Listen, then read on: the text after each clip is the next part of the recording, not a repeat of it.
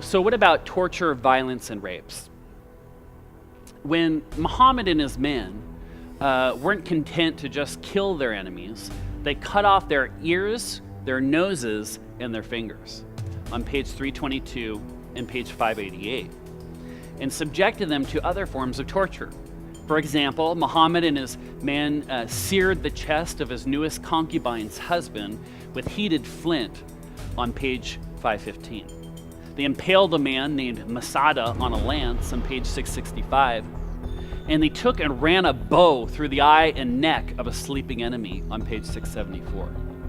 Still other forms of torture included the forcing of men to drink milk and urine from camels on page 675, driving thorns into an enemy's eye, cutting off the hands and feet of enemies, as is quoted in the Quran, to cut off the hands on the left and the right, and gouging out their eyes on page 677 and 678.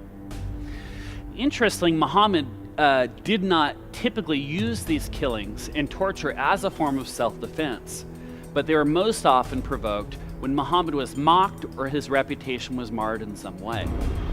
The violence committed by Muhammad and his men began early on in Muhammad's ministry and was justified as a divine mission from God on page 198, page 203, page 208, and 212.